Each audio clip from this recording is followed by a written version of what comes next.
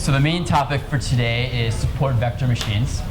But along the way, we're going to talk about some other things. We're going to talk about loss functions. Today, for the first time, we'll discuss loss functions that are not square loss, right? Things besides regression. And we'll do kind of a almost self-contained unit on, well, very introductory unit on convex optimization and Lagrangian duality, which are very useful tools in their own right. They'll kind of make accessible a lot of more advanced literature and methods in machine learning. And for our purpose, they'll help us gain a lot of insight into the support vector machine itself and what its properties are. So it'll be kind of a little mini lecture in the middle on optimization, and then we'll go to support vector machines at the end. And we're going to start with the discussion of loss functions. All right, so let's start with regression. So far, we've only really spoken about regression concretely. And a regression loss function, yes, it takes a prediction y hat and the actual value y. These are real numbers, as we've dealt with so far.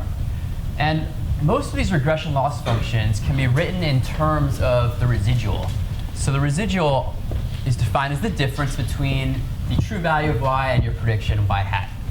So yes, generically the loss depends on y hat and y, but we can write it as just a function of the residual being the difference. So just to get you guys thinking, when might you not want to have a regression loss dependent on the residual? When might that not be capturing the type of thing you want to capture?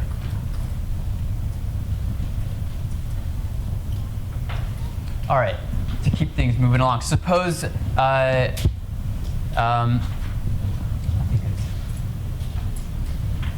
suppose the error is kind of an initial percentage error, right?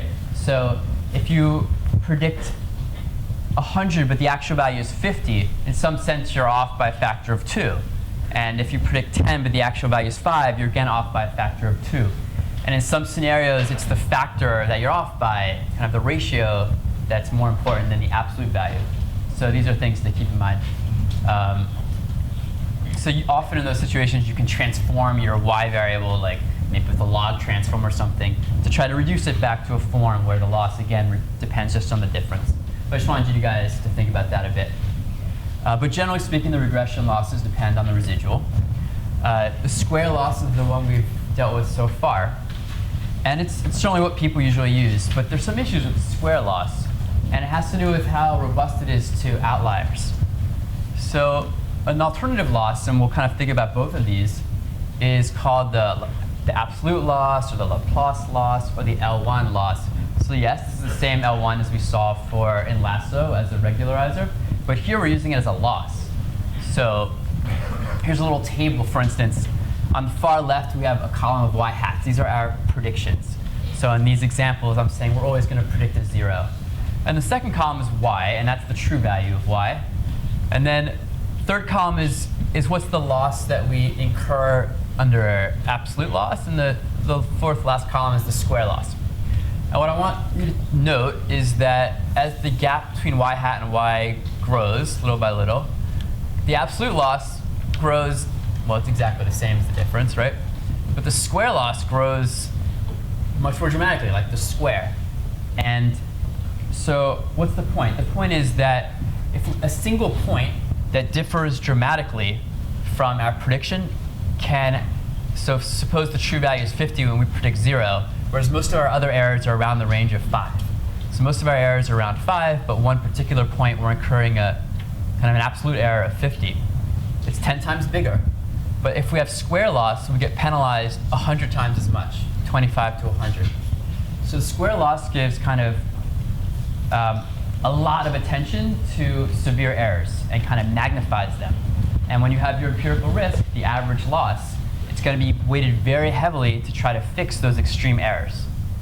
So you may say that's good because you don't want extreme errors, but on the other hand, once in a while, you have an outlier in your data, you have an error in your data, and the square loss can really affect your final prediction. So let's look at some example. So here we have data points of these black circles, all right?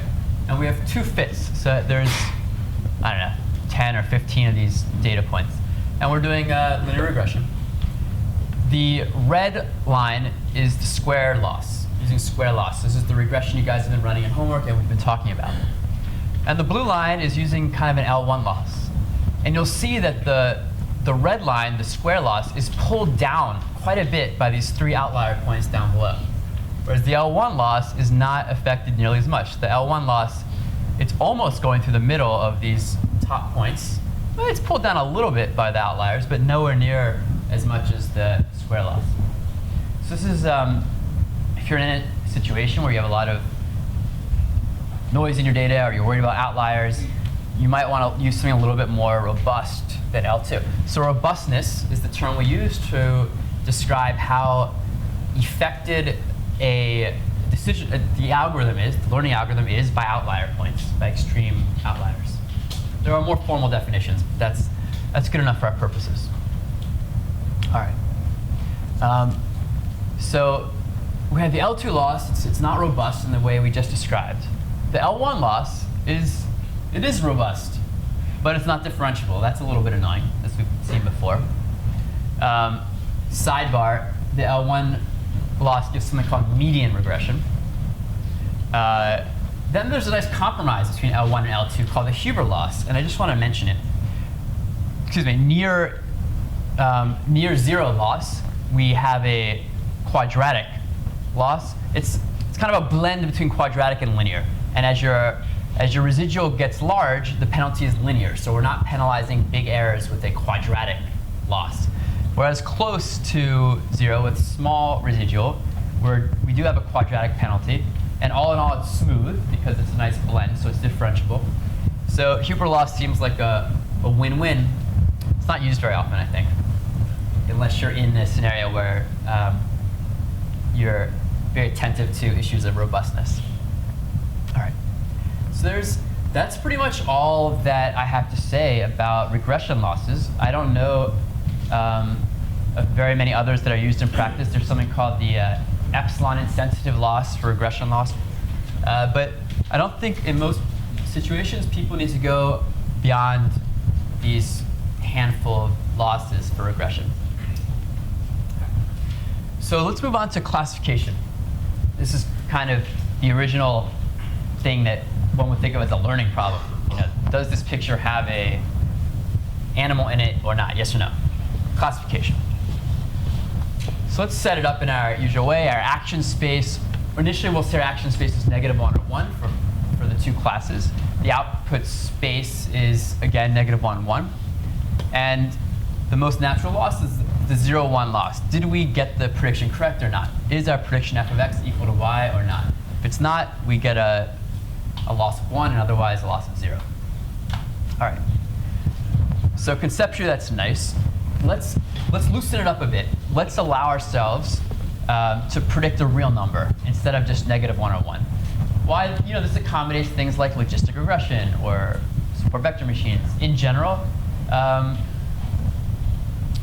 we can use a real number to encode a class simply by looking if it's positive or negative. So if we're predicting a number that's bigger than 0, that's equivalent to predicting 1, less than 0, -1. So that's a little relaxation we're going to give ourselves.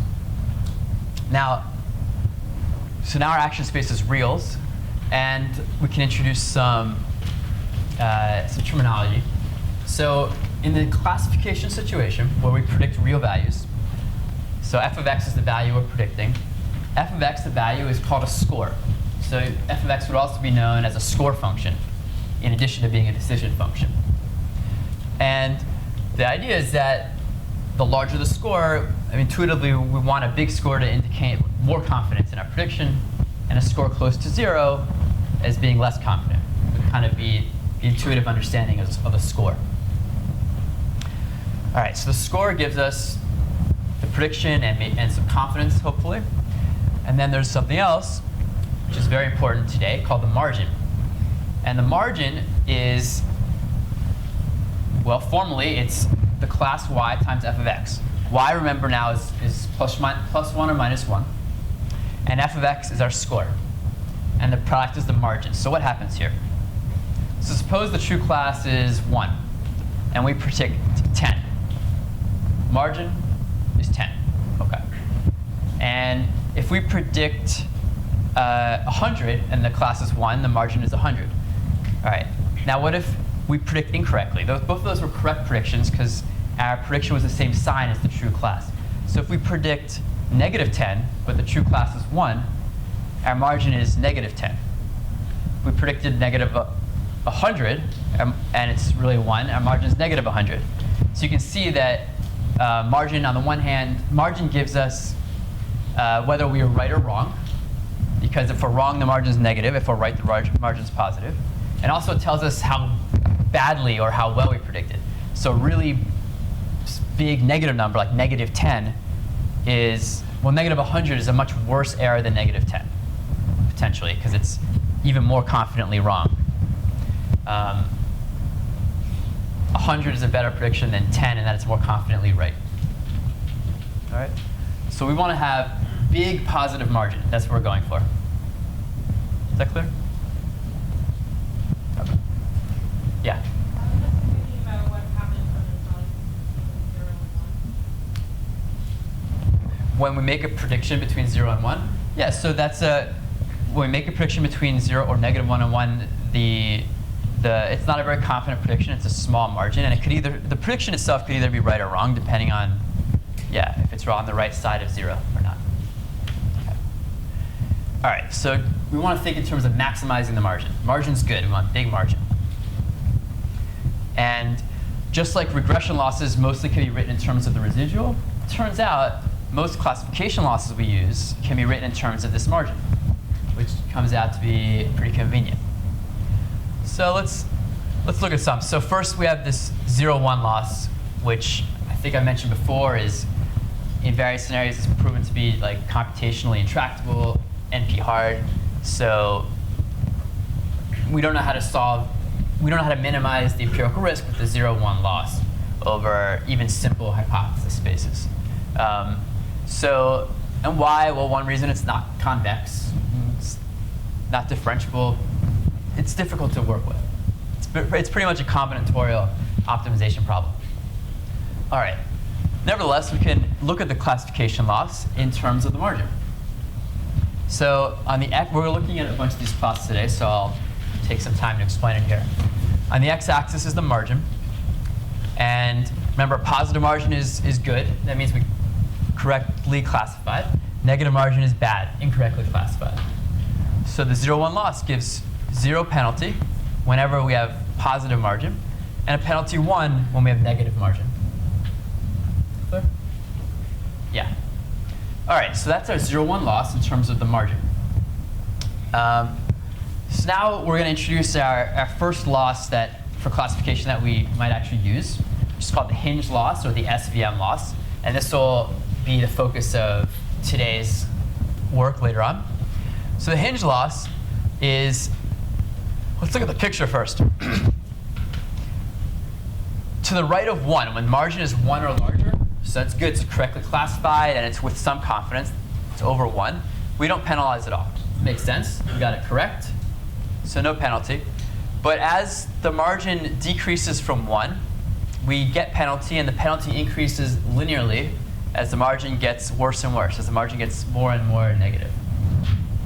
So what is good to see here is that this Hinge loss is convex. It's a convex function, which is going to help us with optimization. And there's one little issue, which is it's not differentiable at 1, which is a bit of a nuisance. But we'll have ways around that. All right. So that's the Hinge loss. Let's look at a few more losses. Skip this one. OK. So another loss you might have heard of is the logistic loss from logistic regression. So if we write that in terms of margin, it looks like this. And the takeaways here are that this is also convex. It never stops penalizing you for margin. So no matter how confidently and correctly you predicted, it's still a little bit non-zero in the loss. Whereas the Hinge loss hits 0 and stays at 0 as the margin gets very large. All right. And it's also differentiable everywhere, which is convenient for optimization. So what about the square loss for classification? Have you guys heard about people trying to use the square loss for classification?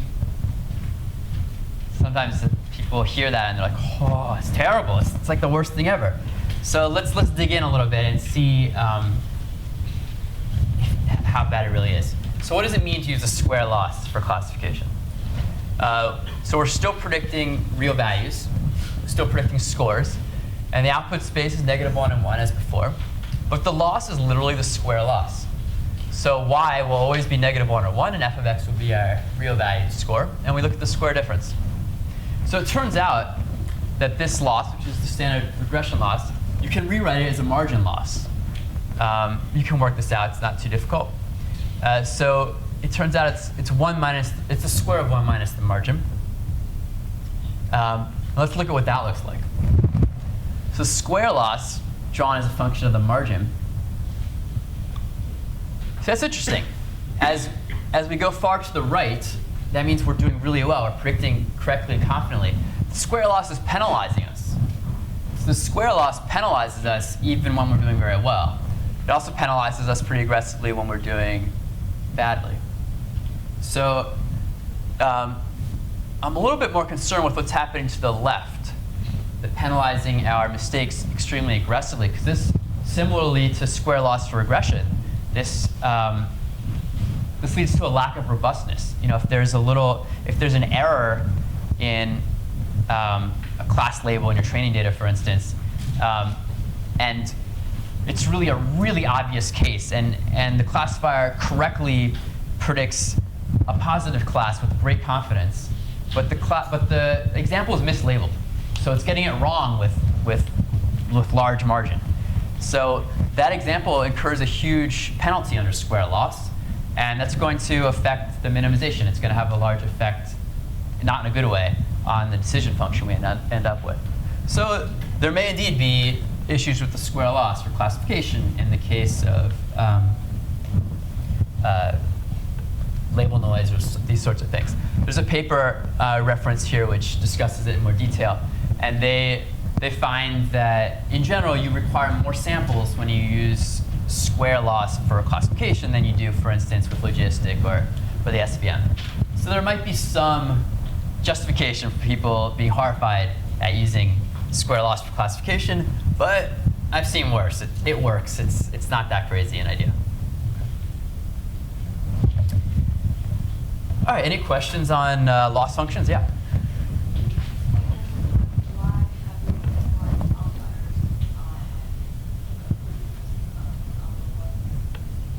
Well, the question is, why does why does this cause non-robustness? By robustness, what we mean is the extent to which a single example can really change the outcome. Right? So if there's a single example that's an outlier, it's mislabeled or something, it can have a big effect, because if it's particularly far out, that error is magnified by the square. Yes?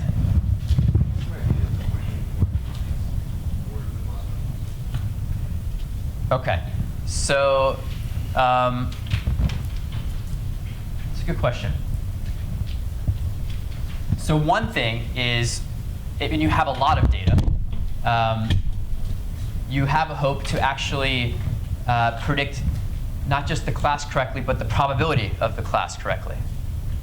So when you use the logistic loss, there's a way, I don't have it on one of these slides, but there's a way to transform the score, f of x, into a probability that actually will converge to the probability of a particular class. So that's a nice. SVM does not have that property. So that would be a trade-off between SVM and logistic.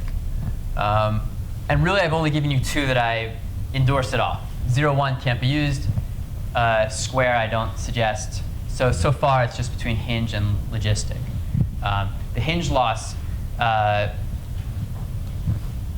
some nice properties that we'll come to at the end in terms of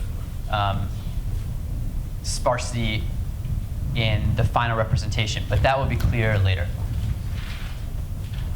Yeah? So the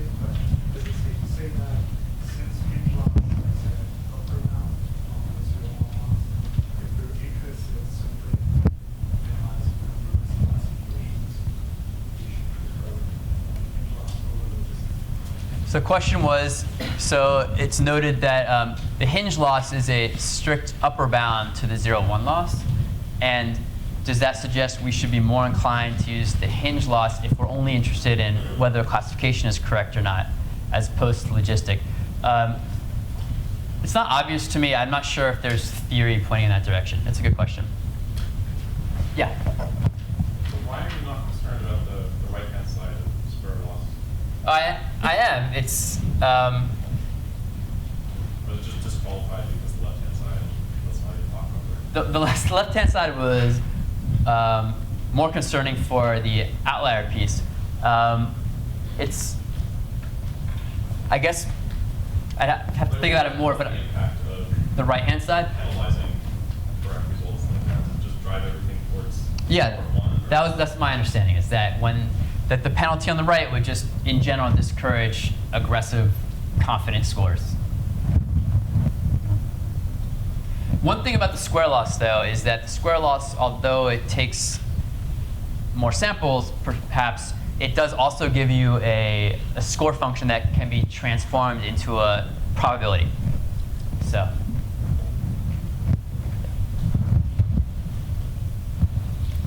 All right. Good questions.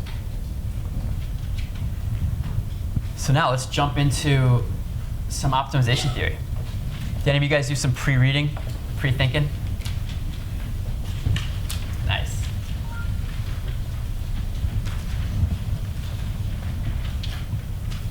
All right. So some of these slides are, there's some interesting nuggets in there that you'll be able to follow if you put your mind to it.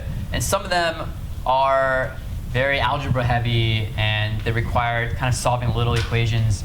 And it's not that hard, but it's hard to see on the slide. It's the type of thing that you need to take, pen to paper and work it out yourself. So I'll try to alert you to, this is a thing that you're just going to have to trust me or work really quickly in your head or work it out later. And then some things you should be able to follow along with. And I'll try to tell you what's what. So take a swig of your coffee and let's go. All right. So convex optimization. Why convex optimization? Well, first, historically, the distinction was more about linear programming, where we have an optimization problem that has a linear objective and linear constraints. And those are the things we knew how to solve well, like simplex algorithm you might have heard of. We can solve nicely. And then the harder things were the nonlinear programs.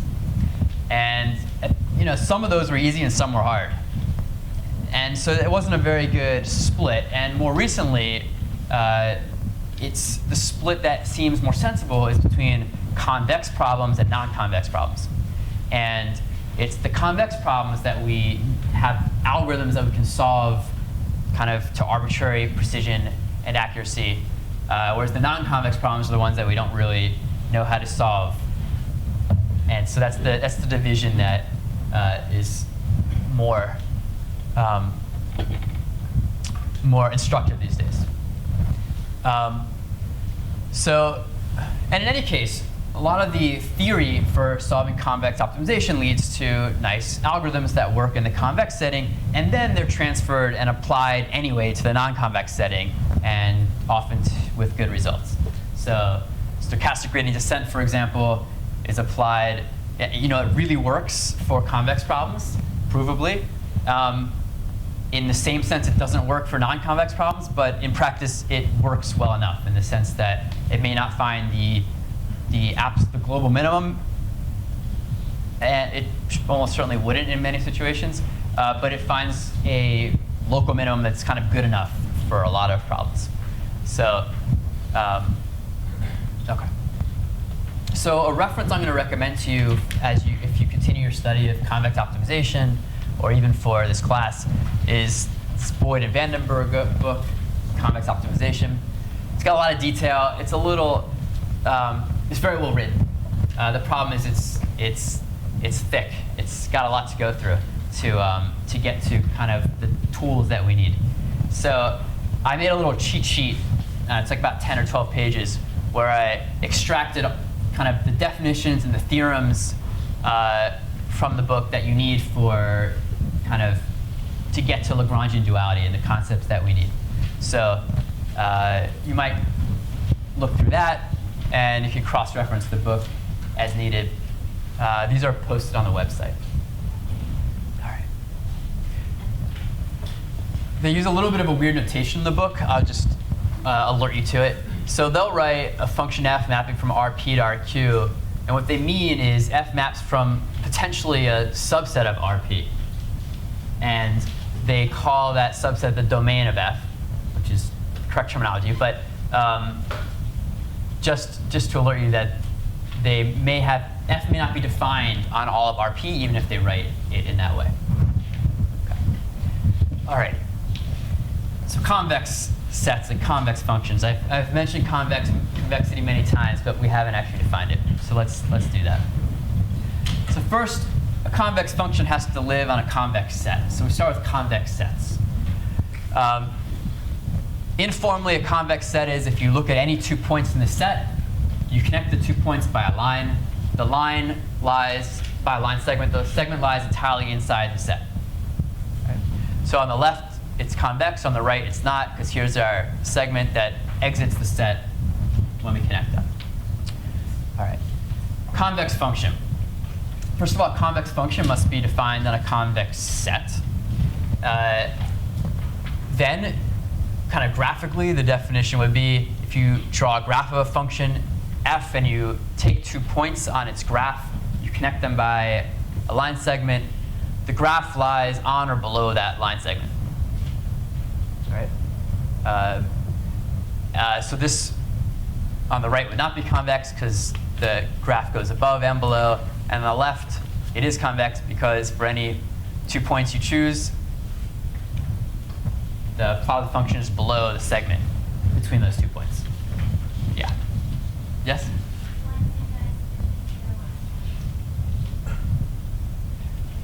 Theta between 0 and 1 is this is the mathematical way to express the line segment connecting this point to this point.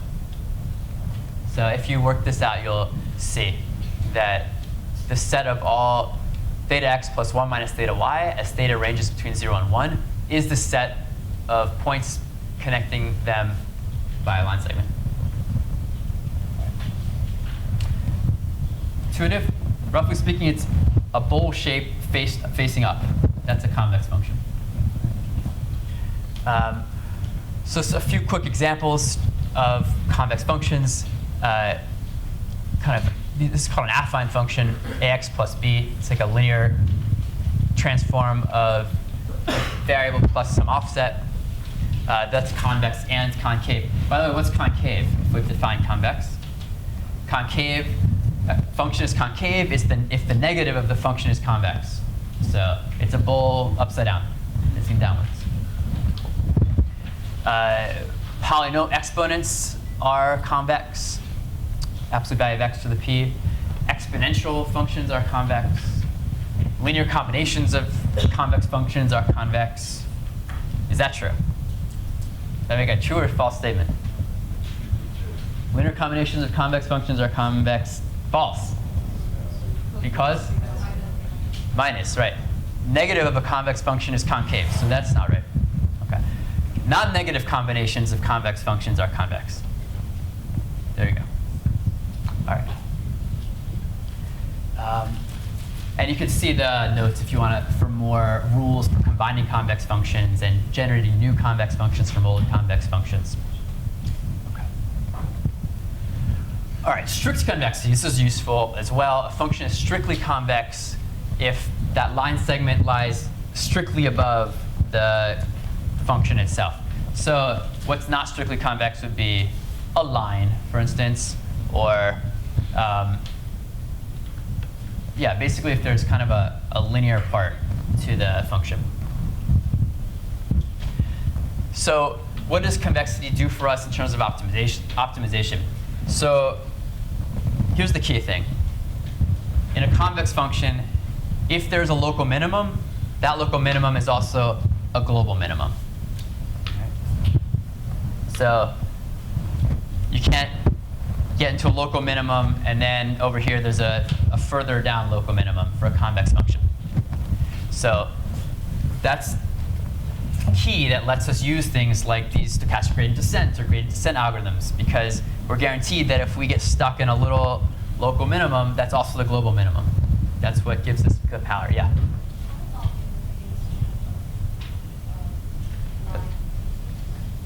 Yeah. OK. The question is, what if we have a function that looks like this? A line decreasing and then flat and then decreasing. Like that? Yes. OK. So it not convex, right? OK. All right. All right. So with yeah. How do you have a non-unique global minimum? How does one have a non-unique global minimum? OK.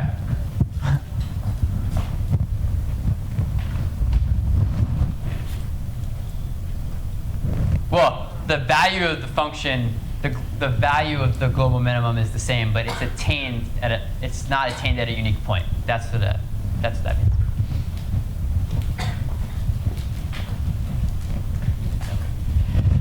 All right, so I'm going to present kind of the general optimization problem in a certain sense. So here's the general optimization problem. We're going to write it as a minimization problem. So minimize f0 of x, subject to, we have some inequality constraints. So fi of x is less than or equal to 0 for however many of those we'd like, and some equality constraints. Hi of x is equal to 0, and as many of those as we like. This is pretty much the most general optimization formulation I've seen. The x's are called optimization variables. f0 is the objective function. It's just some terminology here.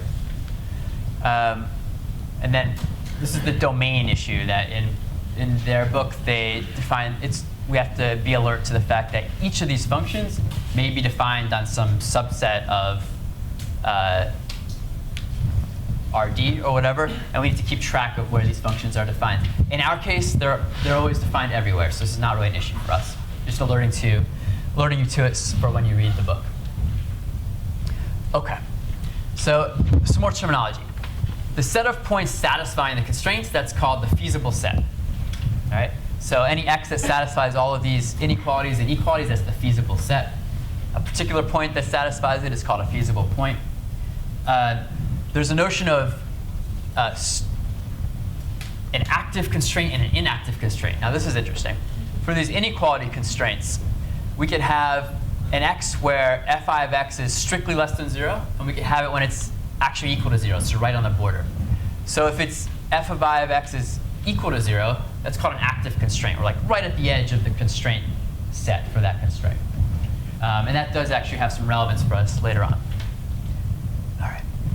The optimal value of the optimization problem is the smallest value the function, the objective function attains on the feasible set, on the set of x that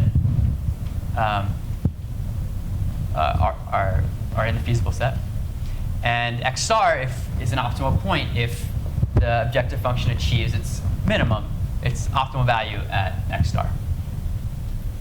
All right. So I want to make things a little bit simpler. So I claim we can really get rid of the equality constraint for our purposes. So we have h of x equals 0. That could be an inequality constraint. Now, really, you can write that as two inequality constraints: h of x greater than or equal to 0, and h of x less than or equal to 0. So we can drop the equality constraints just by rewriting it as two inequality constraints. All right. OK. All right. So far, so good? Yeah. What generality do you need strict inequalities? Oh, that's a great question.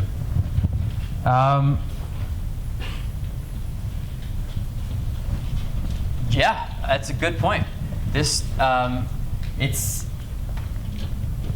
it's awkward to have strict inequalities, because that doesn't lead to kind of compact sets on which you're guaranteed to actually attain an optimum.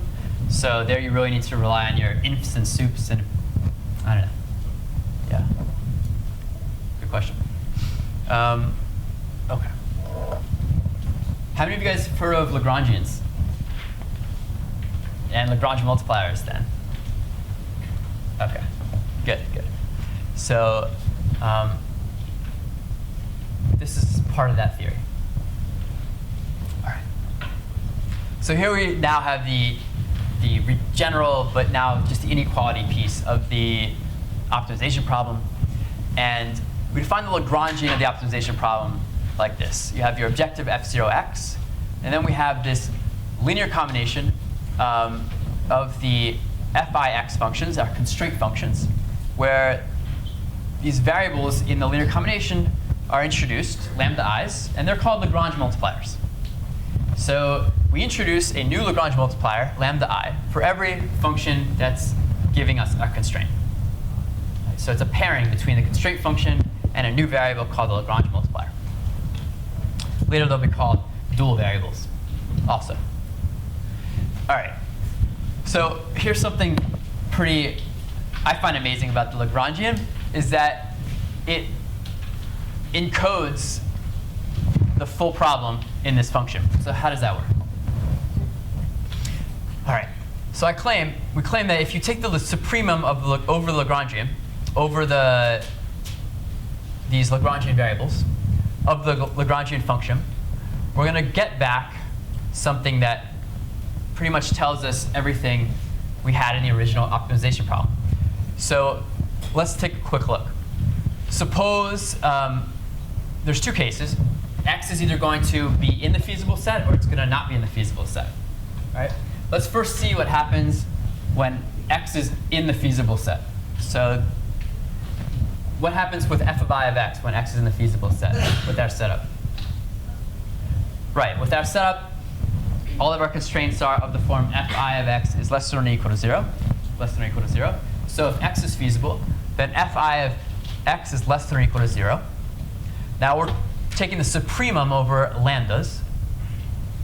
If fi of x is negative, and lambdas, this notation is that we're taking the supremum over, lambda is a vector. Lambda is a vector L1 through Lm. And this means that each entry of the vector lambda has to be greater than or equal to 0. That's the notation.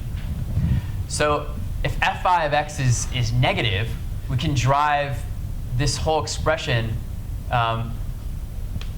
It's only going to get smaller when lambda i's are bigger, right? Because if fi is negative. And we want to make the whole thing as big as possible.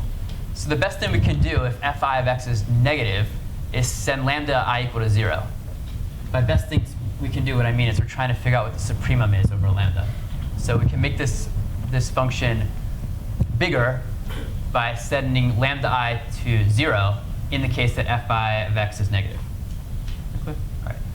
So if x satisfies all of the constraints, then we're going to send all these lambda i's to 0. And then this entire summation is going to be 0. And we're going to be left with f0 of x for the supremum over lambda greater than or equal to 0. All right. So to summarize, if x is feasible, then the supremum is just giving us back the objective function f0 of x. What's cool is, on the other hand, if x is not feasible, then for at least one fi of x is positive. If fi of x is positive, we can take the corresponding lambda as big as we want, going towards infinity, and that makes this expression go to infinity.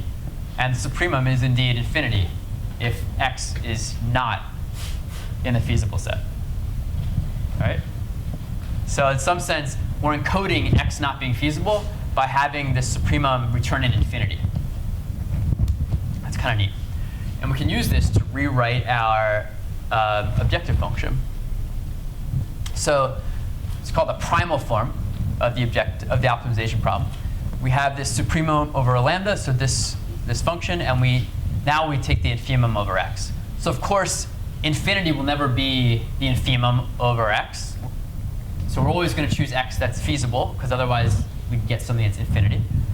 And if x is feasible, then the supremum is just giving us f0 of x.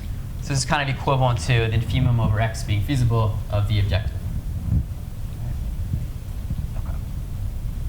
So the Lagrangian gives us another way to write the same optimization problem in this infimum of a sup form, or minimum of a max. It's kind of an interesting rewrite. And in this form, it's very easy to introduce this notion of the dual optimization problem. So the Lagrangian dual problem is where we take the same Lagrangian function and we just swap the infimum and the supremum, the inf and the sup. And what's amazing is that under certain circumstances, these two solutions are equal. What's also cool, and we're going to prove it here, it's very easy, so this is something you should follow along with, is that in all circumstances, P star is greater than or equal to D star.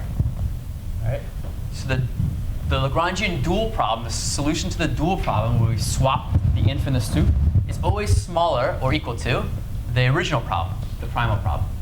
And this has some uses for when you're doing optimization to see maybe the dual problem is easier to solve than the primal problem. So it lets you know, like, it gives you your target because you know your primal minimum will never be less than your dual maximum. Notice the dual problem is actually a maximization problem out front, the supremum. So, all right. So let's work through this proof. It's called the weak max-min inequality. It's very easy, but kind of neat. So the sup inf of a function of w and z is always less than or equal to the inf sup. Prove it. All right. Let's choose any w0 and w and z0 and z. And let's start in the middle here. So we have f of w0, z0. Let's go to the right. Certainly fw0, z0 is less than or equal to fw0, z, where z is allowed to range over the entire set z. Right? Certainly the supremum over all z, when we put into that function, is going to be bigger than a particular z0 in that same place. So this right inequality is clear. And the left one is the same way. The infimum over all w is certainly going to be less than f of a particular w and z0. All right, so we've sandwiched fw0, z0 between an inf and a sup. Now, this whole claim holds for every w and every z. So in particular, it's going to hold for the supremum over all the z's on the left and the infimum over all the w's on the right. And now we've got our proof.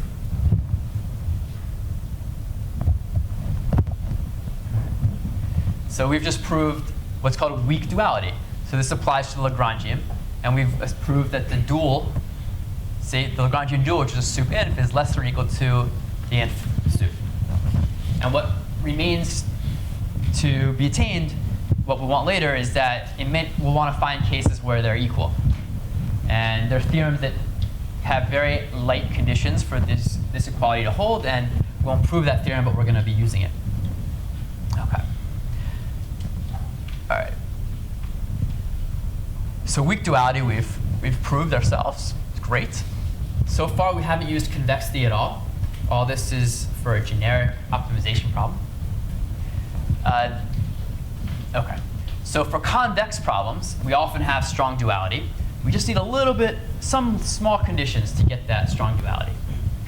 So we'll come to that in a few slides. Let's introduce this. Let's dig into this Lagrangian dual problem a bit more. So here's, again, your sup and your inf of the Lagrangian.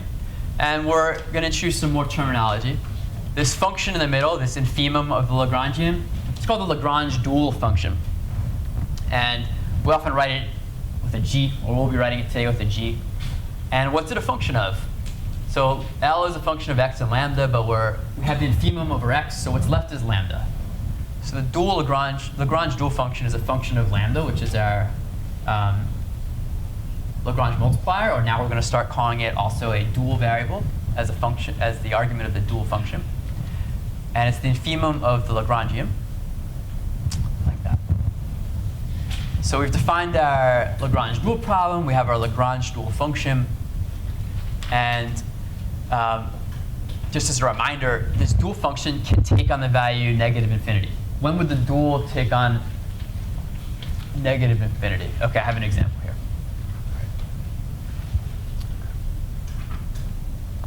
So as we move on for the SVM, we're going to keep an eye out for when this dual function attains negative infinity. We're going to make sure we are careful with that case, or account for it. All right. So here's another way to write this weak duality in terms of the Lagrange dual. I mentioned that the dual gives the lower bound on the optimal solution because by weak duality again. Okay. All right. Let's see what we are. All right. So let's do this slide and then take a break. So Lagrange dual problem. We have the problem is to maximize. We can now write it as the dual function. Constrained to these Lagrange multipliers lambda being greater than or equal to 0. We say lambda is dual feasible if lambda satisfies these constraints, and that g is not negative infinity. We have the dual optimal value, or dual optimal Lagrange multipliers for this dual problem. And why do we introduce it? Well, in our case, for SVM, there's two main reasons. One is that the dual problem has a nice efficient solution. It's not used as much anymore, but in the early days of SVM, that was kind of the way to solve the SVM, was using the, a method that applied to the dual formulation. So something along these lines. It was a maximization problem as opposed to a minimization problem. And also in our case, what we'll talk about today is that through the dual, we can also reveal some interesting structure about the solution to the primal problem, especially when we have strong duality, when the two solutions are the same. And that's what we're going to be exposing, hopefully, today. All right. Yeah, question? Sure. So, two questions. Is this problem exactly equivalent to the original problem you proposed? Is this problem equivalent to the original problem? No, this problem is exactly the dual problem. The dual problem is equivalent to the dual problem. The solution to the dual problem is a lower bound than the solution to the primal problem. That's the weak duality. When we have strong duality, the solutions are the same. Second question is, can you give some intuition about why this is the So there's no obvious reason. Well, one thing is that notice the constraints are of a simple form. Originally, the constraints were arbitrary functions less than or equal to 0. Now our constraints are kind of these. Oh, it's the same. No, these are simple. There's no function here. It's just a variable being greater than or equal to 0. So that's a simpler form, potentially. But also, this is not the track we need to go, but whether or not the primal problem is convex, the dual problem is concave. So we can maximize it and it has a unique maximum. Or it has a, yeah, any local maximum is a global maximum. So that's helpful. Okay. So does this strategy make sense even if the original objective functions are complex? Just solve it. Yeah, so if you have an optimization problem that may or may not be convex, the dual will be concave. You can optimize that, and that gives you a lower bound. Okay. All right, let's take a 10-minute break, and we'll start right at 8:10.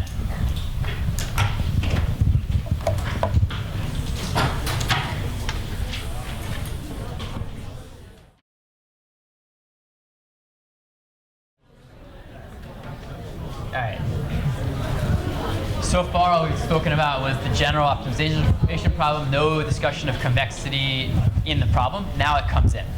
And the reason it comes in is because it gives us this strong duality with very few conditions. So the convex optimization problem looks just like the general, except now the functions f0 and the constraint functions fi are convex functions. OK. So you can look at this later. Not every convex function has strong duality. Here's an example I pulled from someone's notes. But there's these additional conditions that are needed to have strong duality for convex problems. They're called constraint qualifications for whatever reason. And so now we'll give these very nice sufficient conditions for strong duality in a convex problem. It's called Slater's condition. And it's more general than what I'm presenting here. Roughly speaking, we need the problem to be strictly feasible. What do you think strictly feasible means? So, okay. It means that there's a point that satisfies all of those inequality constraints with strict inequality. So it's strictly less than 0 for all of those things. So that's just roughly. So this applies in the domain of all of our functions are open sets. So in our case, that's going to be like RD or something. So that's our case. Just to remind you that the domain that we refer to it's not the feasible set. The domain is the set that the functions are defined on. All right. So this bold-face line is the first thing to look at. Strict feasibility is sufficient. So if there's an x such that every inequality constraint is satisfied with strict inequality, so fi of x is less than 0, not equal. If there's a single x that way in the domain, in the feasible set, then we have strong duality, assuming that our problem is convex. So that's the Slater's constraint qualification. It actually gets even easier if this function fi, if any of those functions fi are affine functions, which remember is like a linear function plus some bias term. So for any affine inequality constraints like axi plus b, we don't even need strict feasibility. Just being feasible is sufficient. So that's actually the case we'll come into with the SVM. So all of our constraints are going to be these affine inequality constraints. And so all we're going to need to show strong duality is that there's a single point that's feasible, that satisfies all these constraints. So it's almost trivial. All right. So this is our strong duality theorem. All right. One more piece of theory we're going to need from this general convex optimization. It's called complementary slackness. This is cool. This is a little mini proof that you should follow along with. It's pretty cute. And it gives us a lot of insight. Applying this will give us a lot of insight into the SVM predictor. All right. So we're back now to general optimization problem. We don't need convexity for this. We do need strong duality. So suppose we have strong duality. OK.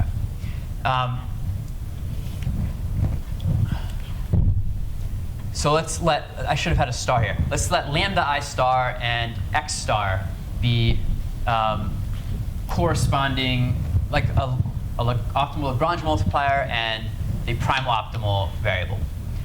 And what we're going to show is that the product of lambda I star and the ith constraint, so the Lagrange multiplier corresponding to the ith constraint, the product of these things at the primal optimal solution x star is equal to 0. So in practice, what that means is that if you know one of them is not 0, that means the other one is 0. And that's mostly how we use it. So let's prove that. Is it clear? Remember, we have a lot of inequality constraints in fi for each of these inequality constraints. And when we made the Lagrangian, we assigned to each inequality constraint a Lagrange variable, a Lagrange multiplier. So these are the Lagrange multiplier, lambda I, corresponding to the fi constraint function. All right. Okay. So here's another interpretation in words. So if lambda I star is non-zero, for example, this complementary slackness tells us that fi of x star must be 0. And remember, when the constraint is equal to 0, that's called an active constraint. All right. So either if lambda I star is non-zero, then our constraint is active. Yeah? Is it the case that x star is the solution to the Primal problem. Yeah, x star is the solution to primal problem. So remember, lambda is a solution to the dual problem. So here's our Lagrange dual problem. And we'll write the optimum of that as lambda star. Yeah. All right. OK. So let's prove this complementary slackness. So we start f0 of x star. This is the primal objective function. With strong duality, we have that equals g of lambda star. That's the definition of strong duality. The primal optimal objective function equals the dual optimal objective. Great. That's strong duality. Now let's expand this g of lambda star out of it. It's just by definition the infimum over x over this Lagrangian. Well, now we've plugged in lambda star, the optimal lambda star. OK. Well, what next? The infimum over x. What's going on here? Notice this is not an inequality yet. It's a less than or equal to. Very easy. We have the infimum over all x of this expression must be less than or equal to the value of this expression at a particular x. Let's choose x star. That's what's happening here. So the infimum over x is certainly less than or equal to the same expression evaluated at a particular point. Let's choose x star, the primal optimal. Great. OK. So we have f0 of x star plus this stuff. Now, x star being the primal optimal must be feasible. Optimal must be feasible. If it's feasible, each of these fi x stars must be less than or equal to 0, just by feasibility. Lambda i's, recall, are greater than or equal to 0. Right. So this whole, each of these individual terms is less than or equal to 0. No problem yet. All right. Well, then this whole expression must be less than or equal to f0 of x star. If each of these pieces is negative and we're adding it to f0 of x, then certainly it's less than f0 of x star. All right. So we have f0 of x star is less than or equal to f0 of x star. We have this kind of sandwich of inequalities, which means they must all be equal. Right? So each of these expressions must be equal because they've been bounded between the same thing. Neat. So from that, we can conclude that each of these things must be 0. Great. So lambda I star fi x star is equal to 0 for each I. That's our complementary slackness. That's simple proof, right? Very nice. All right, any questions? Because that's all we have to say about convex optimization. And now we're going to apply it to the SVM. It's going to get a little bit complicated, but I think we'll get through it.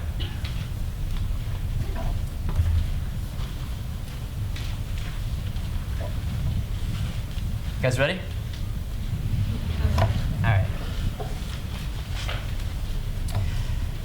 Did anyone do those exercises I sent out? I know you did. You just don't want to admit it.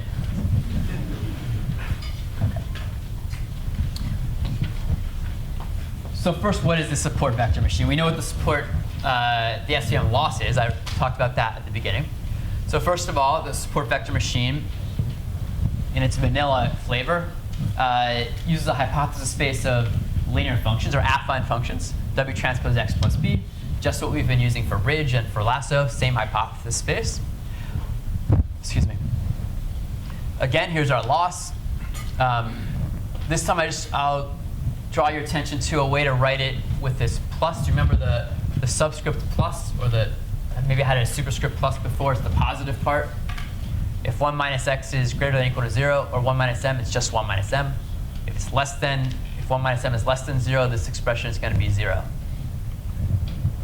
That's that interpretation. So this is the loss that we're going to be looking at. So here's the SVM objective function, or the SVM optimization problem. First, let's look at the right piece. This is like the empirical risk for the hinge loss. So we have this right in the middle, W transpose xi plus b. What's that? That's our prediction. Again? Exactly. W transpose x plus b, that's xi, that's f of xi. All right. Now we're multiplying it by yi. And what's that? Margin. Great. Good job. All right. And now we have this 1 minus margin positive part. What's that? The hinge loss of the prediction. Great.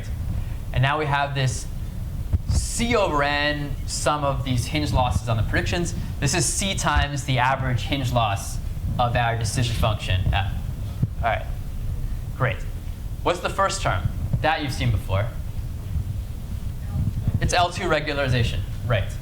So the only thing a little bit different than what we've seen before is usually we put a lambda in front of the L2 regularization and we just have a 1 over n on this average.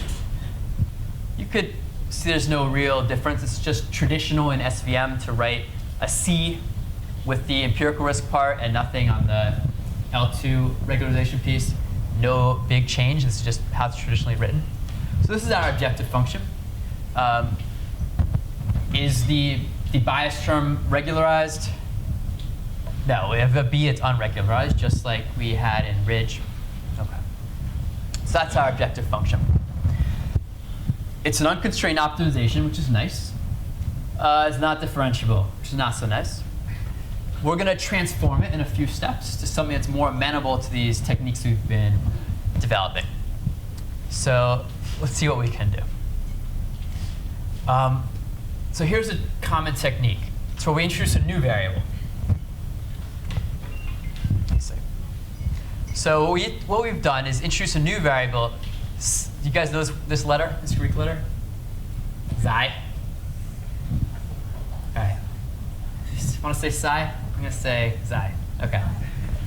All right, I'll say psi. All right. So we introduce a psi. And we're going to say psi must be greater than or equal to this hinge loss of our prediction. And when we have something written in this form, what it means is we're minimizing over every variable that we don't know. So we don't know w, and now we don't know the psi either. So this minimization problem is over w, which we started with, and a new thing, psi. So I claim that this is equivalent to the previous problem. Do you guys see this? Why would that be? Well, I claim that at an optimum, psi is really going to be equal to this thing. Why? If psi were greater than it, greater than this minimum possible, it would be increasing the sum, and we're trying to minimize it. So this minimum sends the psi i's all the way down to the lowest allowed by the inequality. Clear? Yes, great. So this is an equivalent formulation, and now we do one step further. It's no big deal. We split this thing into two inequalities. We say, so this is a positive part, so it's always greater than or equal to 0. So it turns out this inequality is equivalent to that psi I is greater than or equal to 0, and it's greater than or equal to this piece without the positive part. Is that clear? I see a decent number of nods, so I'm going to take that as good enough. So these are equivalent. And if you take your time, I think you'll be able to convince yourself it's pretty straightforward that these are equivalent. All right. So this is a reformulation. It's starting to look like these kind of the optimization problems that we were looking at before. It's a little bit different because we had everything less than or equal to 0, so that can be rearranged easily enough. So now we have these inequalities less than or equal to 0. That's our standard form. And sidebar, this is called a quadratic program. I mentioned this before. A quadratic program is something that has a quadratic objective, convex quadratic objective, and linear constraints. And a lot of software is written to solve quadratic programs. So from this point, we could plug this into software and get a solution using a generic quadratic program solver. That's not always the best case. OK. And what I claim is that by taking the dual, if we consider this the prime, we take the dual optimization problem, we examine its solutions, and we're going to get a lot of insight into the solution to this original primal problem. All right, so now objective for the next 10 slides or so is to derive this dual formulation. Yeah? So when you mentioned L regularization, and when you mentioned like the original form of SVM objective, you come to that it's not differentiable. But even then, applying the stochastic gradient. Yeah, OK. So the question is, I was making a little bit of a deal of the fact that it's not a differentiable function. And the point is, yeah, there are generic, even generic ways to optimize non-differentiable functions as long as they're nice. There's subgradient methods. This is true. This is true. In fact, in the homework, we're going to have one, Pegasus, which is kind of like the most, a few years ago, is kind of the best way to solve an SVM.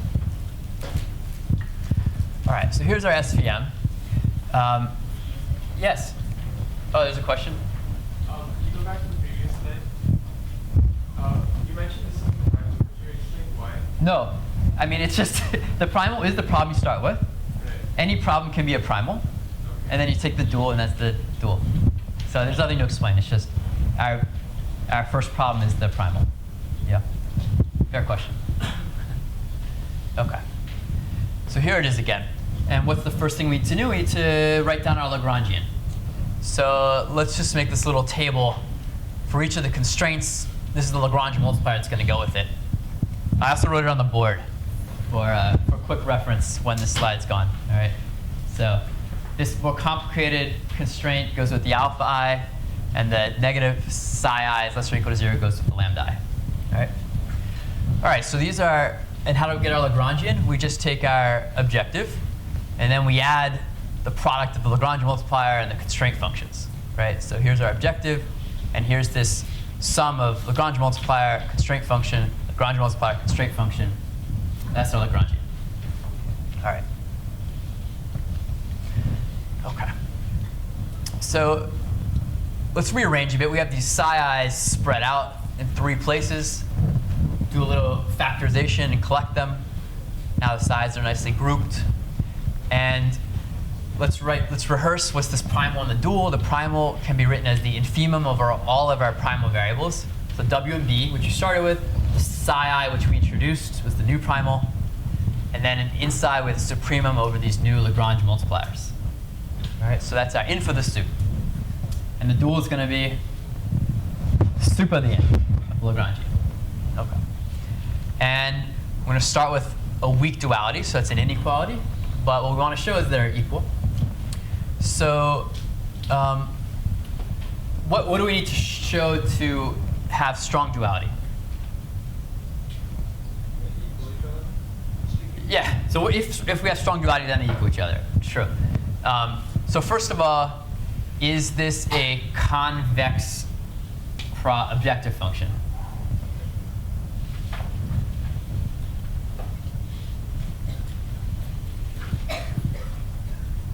Is this convex in W and psi? Sure. We have this sum of wi squares. That's certainly convex. Then maybe this linear term in psi. This is convex. It's quadratic. Very simple. OK. And these are affine constraints, so certainly convex. This is certainly a convex optimization problem. All right, good. So it's convex. And how about our constraints? They're affine, right? And the Slater's condition for affine constraints were almost nothing. You just have to find one point that's feasible. All right, so there's our challenge. Can we find one point that's feasible? All right. Here are our constraints. We need to find an x that satisfies those constraints, and that's enough for strong duality in this case. What do you see? Make it as simple as possible. So start plugging in values for, we need to find values for w, for b, and for psi I that respect the constraints. Set the psi i's to 0. OK.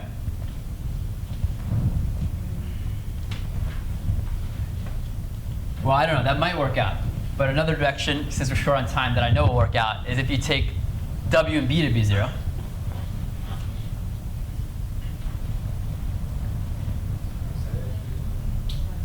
What? Oh, is the size maybe? Say again? OK. So if psi is 1, certainly the first thing is satisfied. W and b are 0. This expression is 0. We have 1 minus psi less or equal to 0. So if psi is 1, w and b are 0. It's feasible. We don't need strict feasibility. That's all we need. So you could convince yourself later that that's indeed a feasible point. And that implies strong duality. So the inf of the sup of the Lagrangian is equal to the sup of the inf. And for later on, we're also going to have, we can use the complementary slackness because we have strong duality. So that will come back in later. All right, good. So we have strong duality, which means if we formulate this dual problem, it's going to have the same solution. And solving that is, in some sense, as good as solving the primal problem. All right, so let's find the dual. So the dual function, that inner minimization, this infimum piece, it's like that. Just expanding out, nothing new happening, just plugging in what we've already written down for the Lagrangian. All right, so this expression that we're taking the infimum of, this is also convex. We need it to be convex in W, V, and psi. It's again, essentially, it's a quadratic and linear term, so it is convex. It's differentiable. So now we're back to basic calculus, which is if you want to take the infimum, the minimum of a differentiable function, you differentiate it and set it equal to 0, right? Critical points. That's what we do. So we're looking for the, let's take all the partial derivatives with respect to all the w's, the b, and all the psi i's. We set them all to 0, and this will give us the necessary and sufficient conditions for this minimum to exist. Great.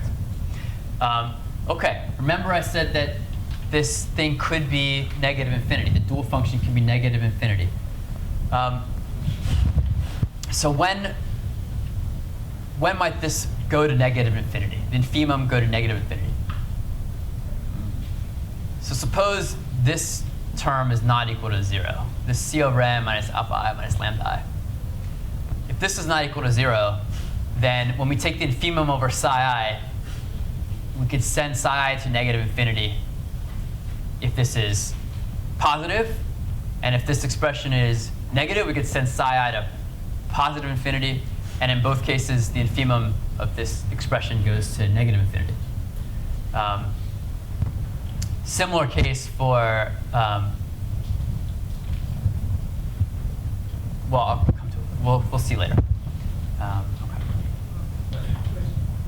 Yes? Psi I can't go to positive infinity, right? Psi I. Constraint psi I less than equal to 3. That's a constraint, but it wasn't. Psi I was constrained in the original problem to be greater than or equal to 0.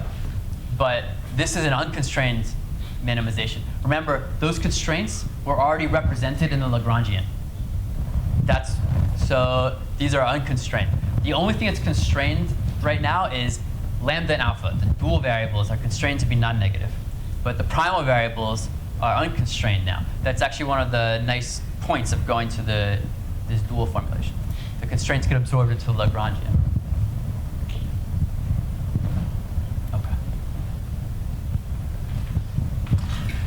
OK. So what's going on here is we're taking these partial derivatives.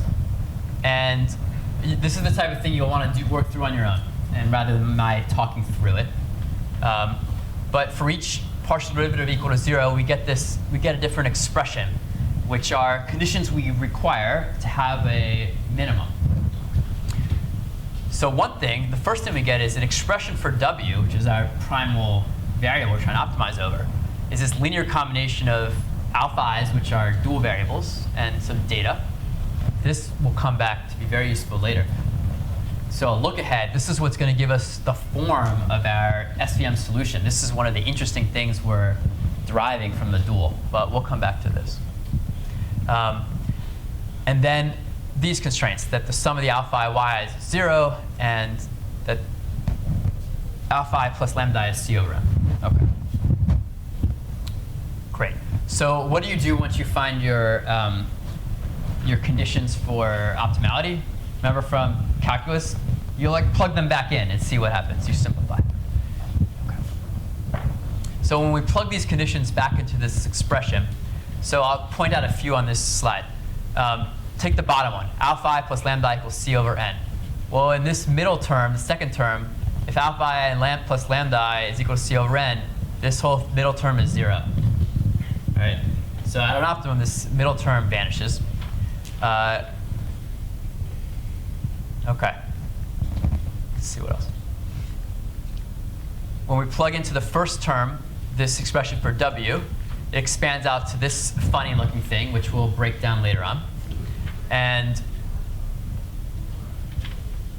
the third term expands out and reduces somewhat. And putting it all together, we get this expression for the dual function,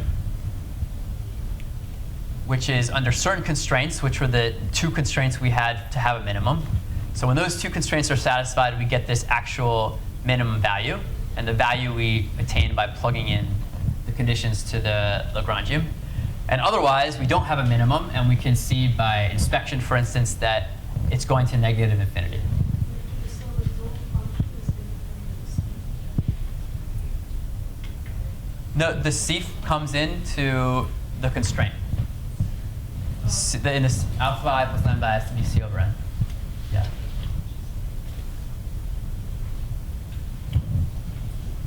Okay.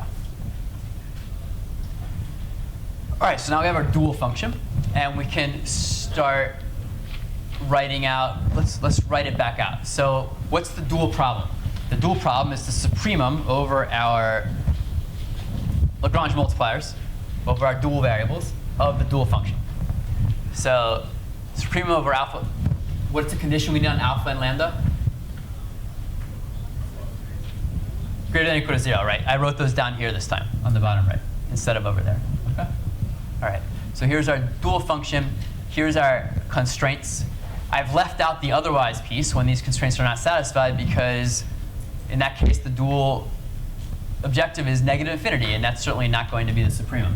So I've constrained to these conditions because otherwise it's not going to be the supremum anyway. So that's how these supremums got there. These conditions got there. So this is the dual problem.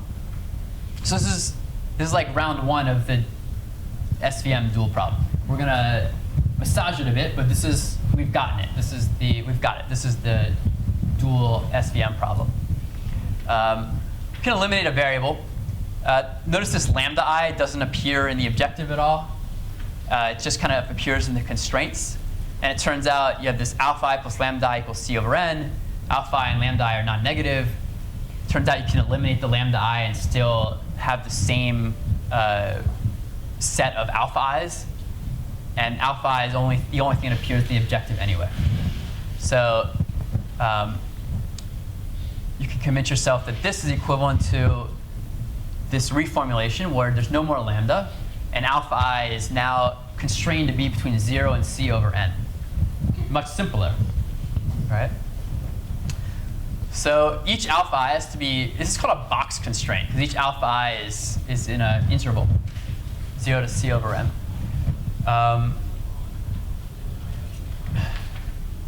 So what's special about this dual problem? All right, it's quadratic. We started with something that was quadratic. We have more unknowns, so potentially more unknowns. We started with what was the dimension of our primal variables. So D, say it's D-dimensional feature space. So our primal variables were W was RD, and then we had B and intercept, so it's like D plus 1 is what we started with. Then we introduced those psi i's. But originally it was D plus 1, and now the dual has n unknowns, one for each data point. Each data point gave rise to a constraint. All right, so the dual problem has a nice way to minimize it, which we're not going to talk about now. It might be a homework problem. It's called SMO, sequential minimal optimization. And so what's left to do is to see what reward we can get from deriving this dual. What can we learn about our solution to the SVM problem using this dual formulation? All right. So first, what's the form of the primal solution? We saw this along the way, right? So from this particular derivative, we found that W is equal to the sum over I of alpha I, the dual variable, yi xi. So in particular, if alpha star is a solution to the dual problem, then the primal solution is W star equals alpha I star yi xi. So what have we learned from this? Well, for one thing, the form of W star, the form of our primal solution to the SVM problem, it's a linear combination of our input points, of our xi's. That's kind of interesting. Not sure you've seen something like that before. So for example, just from this, we could reformulate our primal problem, and instead of finding the minimum over all W, we could, if we wanted to, write the minimum over all linear combinations of xi, because we know, just from this, that that is the form that our W star must take. So, okay. What else? So let's look at these alpha i's. Alpha i's, remember, are bounded between 0 and c over n in the dual problem, right? This thing. So now we see what use c is. C, in some sense, controls the weighting, the maximum weighting of any individual data point xi. Well, that's interesting. That relates somehow to robustness, right? No single point can enter into the solution for W star with weight more than c over n. So that can be adjusted. OK. And what's B star? So remember, we need W star and B star. Finding B star is a whole nother procedure, which we might have time for at the end, or maybe not. We'll see. OK. But let's move on. So we have this form of W star. So let's talk about this notion called support vectors, which is perhaps where the name support vector machine comes from. So W star is this linear combination. The alpha i's are between 0 and c over n. And what's interesting is that not only can it be 0, is that alpha I star often is 0. So when alpha I star is 0, the corresponding xi doesn't really show up in this expression for W star at all.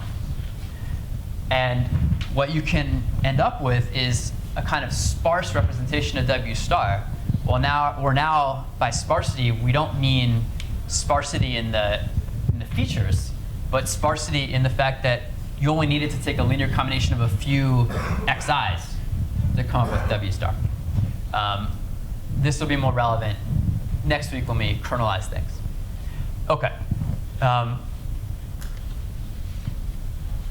So what are support vectors? Support vectors are what's left after you drop everything that has coefficient 0, that has alpha I star 0. So support vectors are the xi's for which that actually show up in this linear expansion, that have alpha I star not equal to 0. Those are the support vectors. Tomorrow, there'll be a presentation of support vector machine by the TL event that's more geometrically inspired and geometrically based. And there, a support vector will have kind of a geometric interpretation that he'll show you. OK. All right. So now, kind of the last part. We're going to talk about, let's bring back together the margin and the support vectors. And this is where we're going to use this complementary slackness to get all sorts of kind of insight into how these things fit together. All right. So let's bring back the f, right? F star, let's let f star be our decision function, so it has W star and B star in it. And let's rehearse this picture.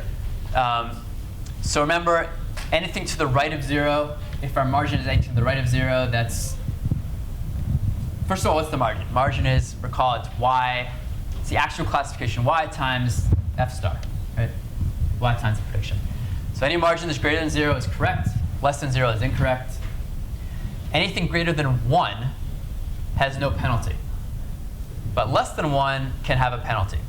So we say we have a margin error if the margin is less than 1, because we're penalizing it. We have a loss. It's not an actual error unless it's less than 0. But we say it's a margin error if it's less than 1. Then we say we're on the margin if our prediction is exactly 1, so no loss, but right at the cusp, right at the edge. And we're on the good side of the margin if our margin is greater than 1, no loss. All right.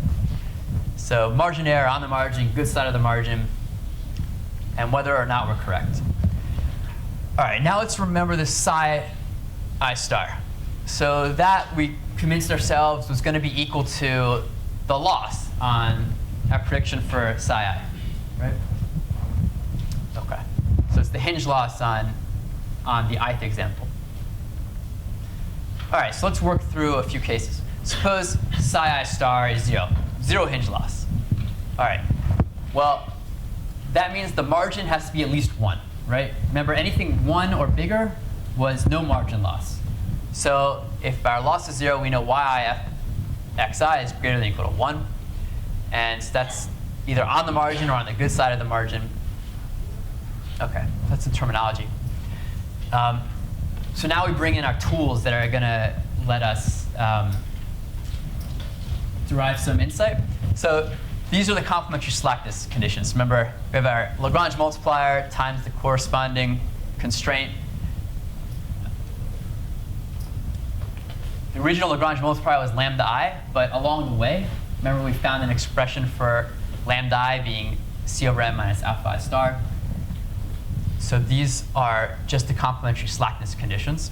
And what we're going to do is we're going to read off different results from them. So for instance, suppose y star x is greater than 1. So what's that? The margin is strictly greater than 1. If we're on the good side of the margin, then what can we say? All right, certainly the margin loss is 0. We have no loss. And now go up here. So if psi I, where are we? The first one? Yeah. So if psi I star is 0, 1 minus y f star xi is less than 0. The whole product has to be 0, which means alpha I star has to be equal to 0. OK, thanks for the help. All right, so alpha I star is 0. How about another one? yi f star xi is less than 1. OK, so that means we do incur margin loss. And so psi I star is greater than 0. And so I guess we're on this second slackness condition. So this psi I star is greater than 0, which means c over n minus alpha I star must equal 0. So alpha I star is equal to c over n. You guys see how I'm reading this off? OK. All right, well, let's interpret this for a sec.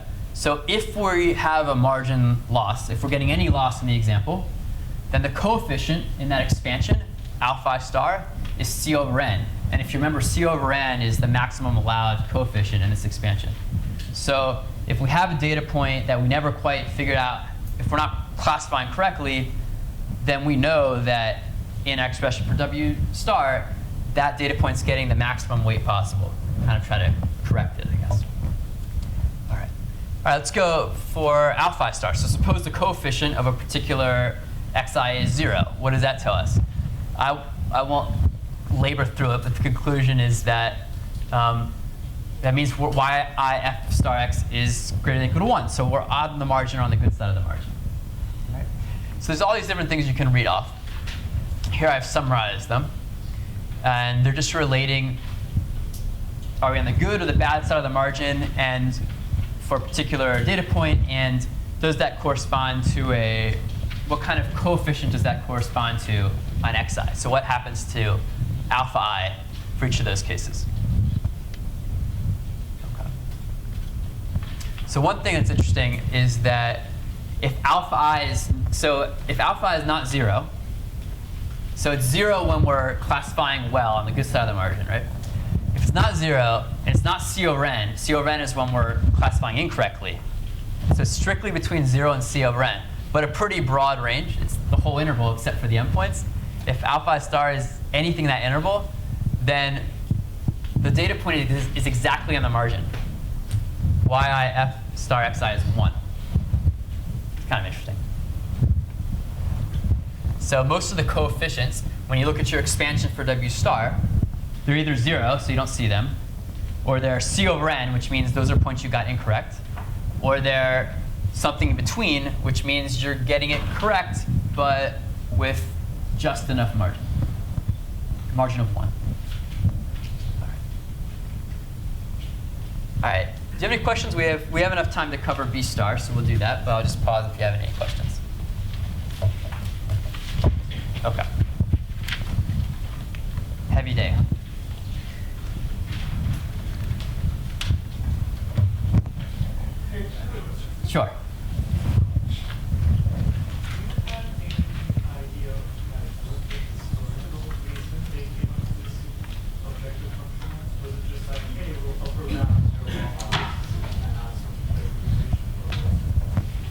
question is, do I know the historical reason that how the SVM was invented, basically? I don't know. And even the real way it was invented may not be the story that quickly got formulated around it. So the thing about the SVM was that it was a machine learning method that they could actually prove theorems about, and everyone got very excited about it, and you could justify its performance in different ways, generalization bounds and stuff. So I don't know if that upper bound was kind of before or after the invention.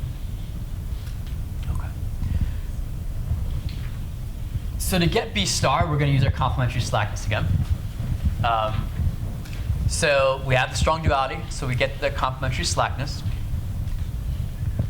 So here's our constraints again. Okay. All right.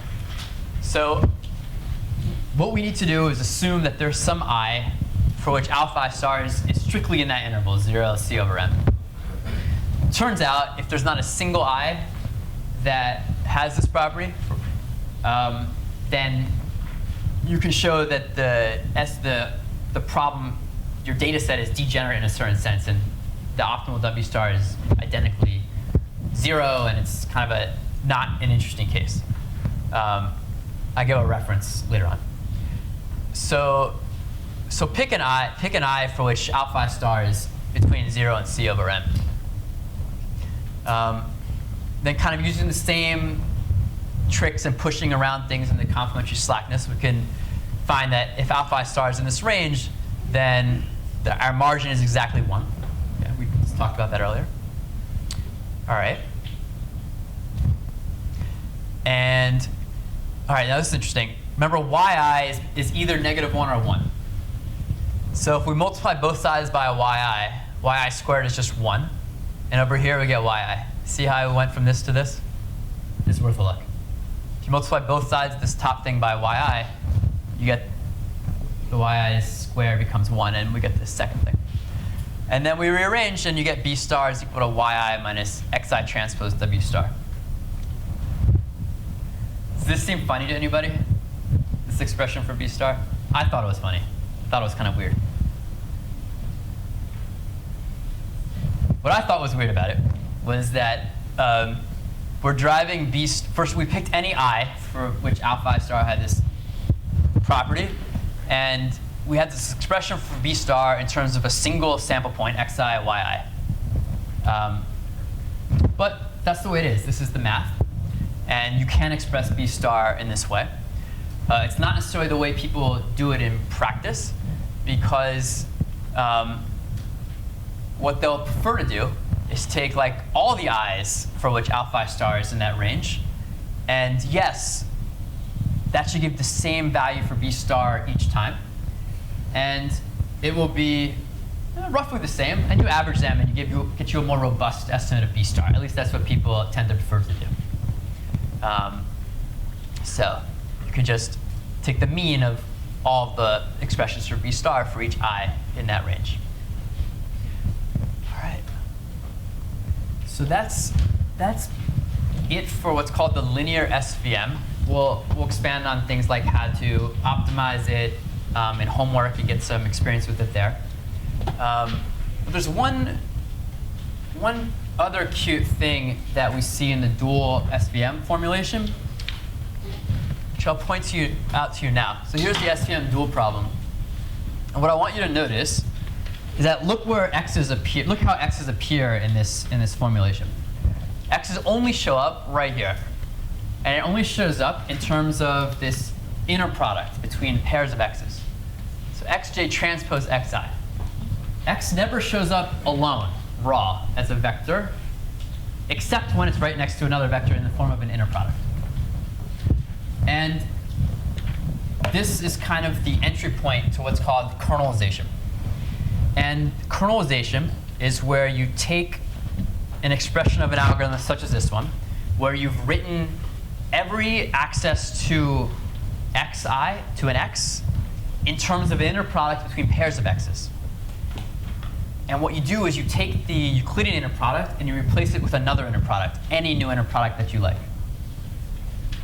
And what we'll find is this will implicitly transform X to a new feature space.